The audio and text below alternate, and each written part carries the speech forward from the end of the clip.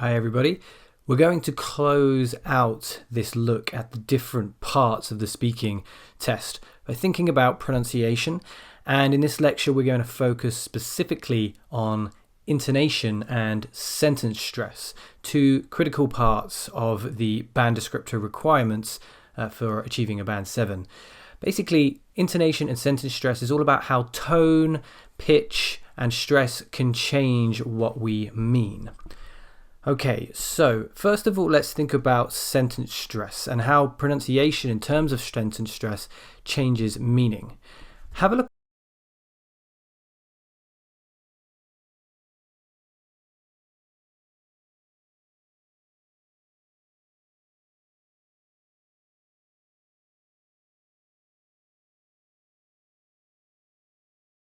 Individuals can do about climate change.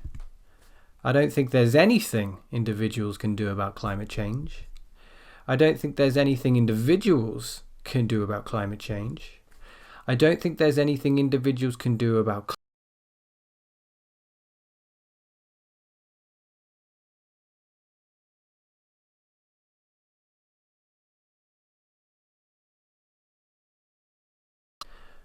The first one then, if we were to continue speaking, we might hear something like this. I don't think there's anything individuals can do about climate change, but others might disagree.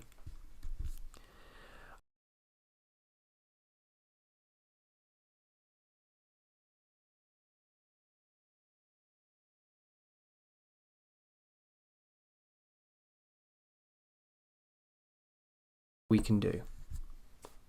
I don't think there's anything individuals can do about climate change, but organizations can have a huge impact on the environment. I don't think there's anything individuals can do about climate change, but that doesn't mean people should neglect other aspects of the world. So as you can see, changing the stress from one word or one expression to another expression, even though it may seem like a tiny change, it completely changes the meaning. And that's because where you place your stress in the word will signify the purpose of your sentence. The most heavily stressed word or words will signify the purpose of your sentence. So it's vitally important that you get the stress right. Now, there is no right or wrong word to stress. It's context dependent. It depends on what you are trying to communicate. However, it's important to bear in mind it's quite rare to hear certain types of words stressed.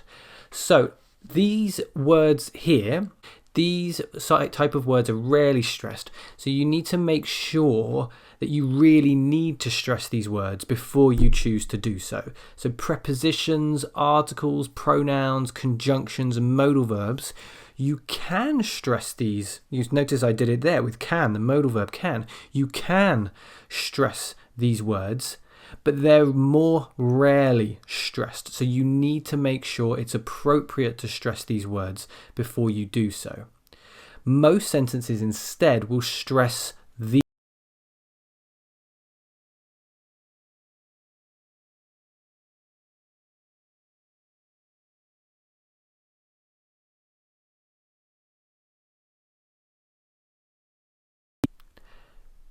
If we move from sentence stress to intonation, let's have a look at what this is. Many people confuse these two things, intonation and stress, but while similar, they are not the same thing. Intonation refers to the pitch of your voice as you pronounce a word or a sentence. To help explain this, think about the way that we ask questions versus the way that we make statements. Is this the way to the train station?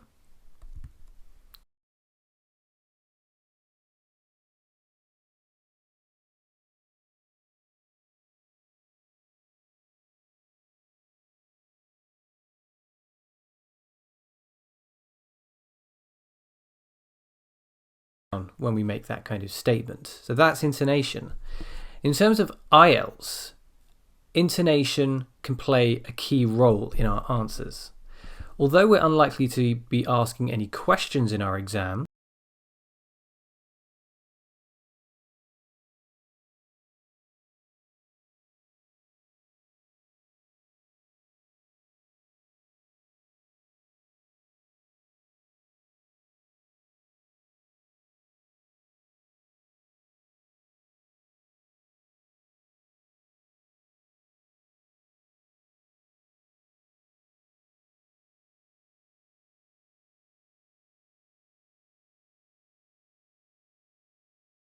down tone.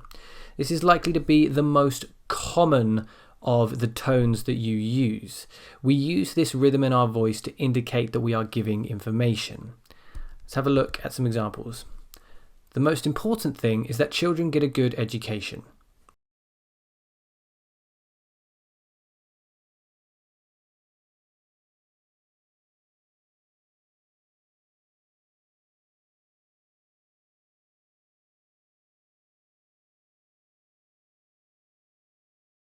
Health. Slowly, smoothly down in your intonation.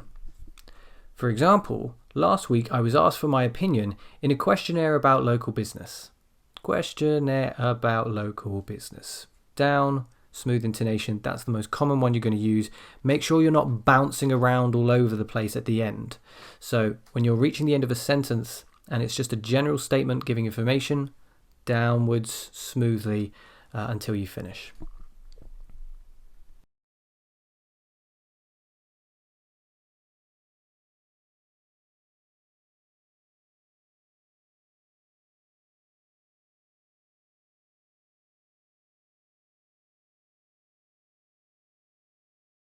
Or when we're giving multiple quick reasons for something. Let's look at examples of each of these in turn. In my opinion, this was a cruel, thoughtless, and irredeemably awful decision. So notice those two adjectives in the middle there that begin, or like they start and they carry on the list. Cruel, thoughtless, you start on a mid-tone, and then we go up. Cruel, thoughtless. So so it's not down up, it's not do, but do. I know this sounds a little bit silly, but this is the tone we want to create when we're reeling items off on a list. This was a cruel, thoughtless, and irredeemably awful decision. Now notice when we get to the end of the list, we come back down again. An irredeemably awful decision.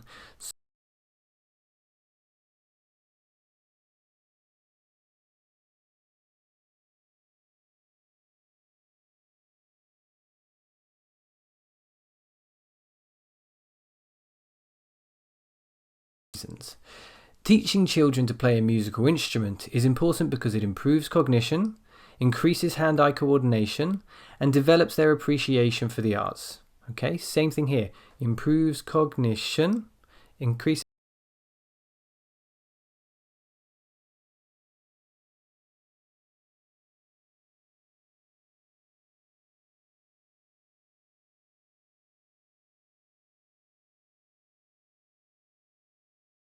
the down-up tone.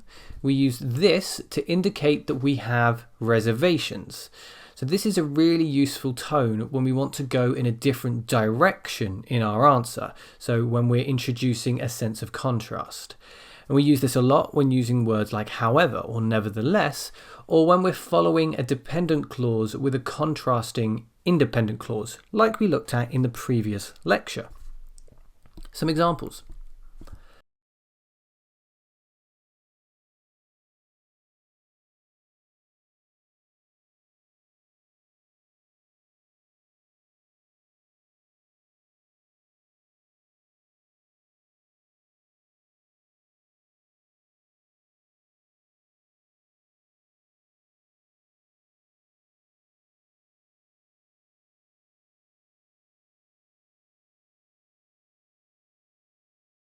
When it comes to quality of life, people need to also remember that there are some things that money can't buy. Okay, so here the intonation comes at the end of the dependent clause, where the down comes on quality of, and then the up comes on life. So when it comes to quality of life, da da da da da da da da, you can hear that there. Typical intonation when we are trying to introduce a sense of contrast. The listener then anticipates that the answer is going to go into a different direction, which is what we want to happen. And finally, we can think about an up-down tone, which is when we want to express a lot of emotion. Again, this comes in useful when we want to emphasize a particular point, suggesting that we feel very strongly about it, which can happen quite a lot in part 3 of IELTS, because we're asked more personal questions, more abstract questions that we may feel quite strongly about. So some examples here. Personally, I'm really against those who argue that art should be removed from high school curriculums. I'm really against those. I'm up and I'm down. Okay? It is of critical importance that we learn how to curtail our use of credit cards. We must destroy our dependence on plastic. Okay? Notice particularly the critical importance part. It is of critical importance. It is of up and then it's down. Okay? And then a little bit in the second sentence as well. We must destroy our dependence on plastic. But this one covers the whole sentence. So we got we up and down and down. We must destroy our dependence on plastic. And the last one. Payday loans are, by some distance,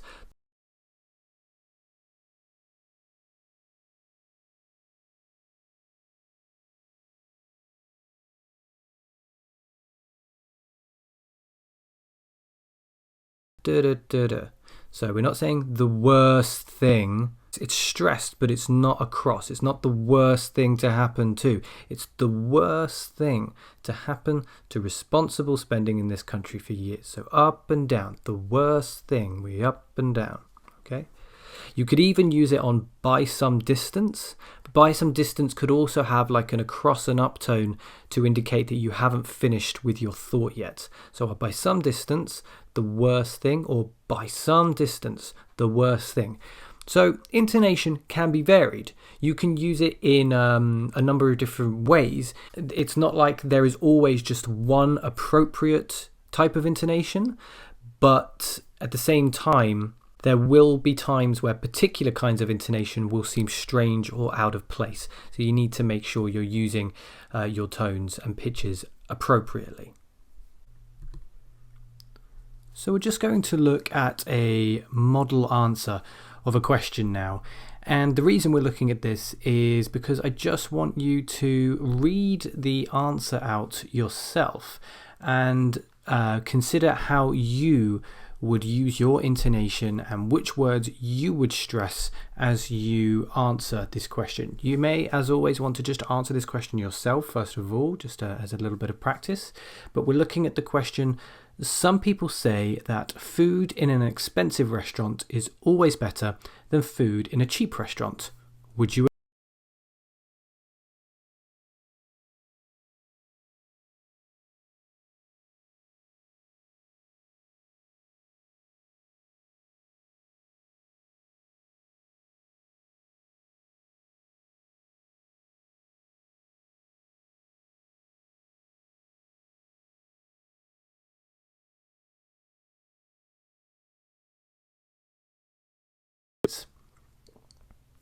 When you've done that, hit play and we'll see if my intonation and stress matches yours. Okay? So some people say that food in an expensive restaurant is always better than food in a cheap restaurant. Would you agree? Absolutely not. No. In fact, some of the best food I've ever eaten has come from what you might call cheap restaurants. Usually smallish mom and pop eateries where the food all has that home cooked feel and there's nothing fancy about it.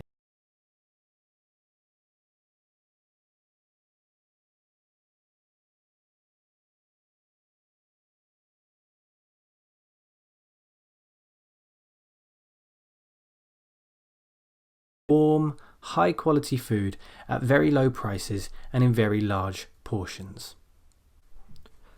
So what you should notice here is that instead of just one word being stressed in a sentence, you usually get quite a few words stressed.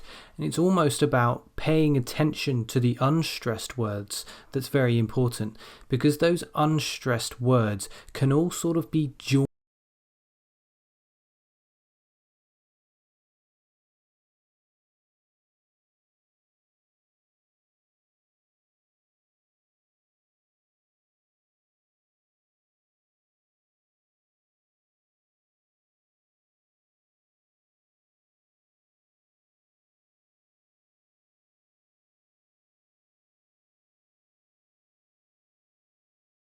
portions.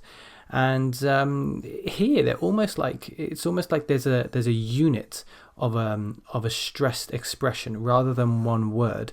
So it's not like you're stressing each word individually and you're saying very large portions, but it almost becomes like one unit, and you start at a high point and you come down. So, and very large portions. Very large portions. Essentially, you're really enunciating each of those words, but for the unstressed words, you're not enunciating, you're rapidly going through them and connecting them all together, and you're often dropping vowels. There's quite a lot of the schwa sound with these unstressed words. So, what I would suggest is listen to the answer again. If that went over your head a bit, listen to the answer again. Follow through with the bolded words on the screen. Try to replicate that answer by saying it yourself, focusing on those bolded words, and then see if you can notice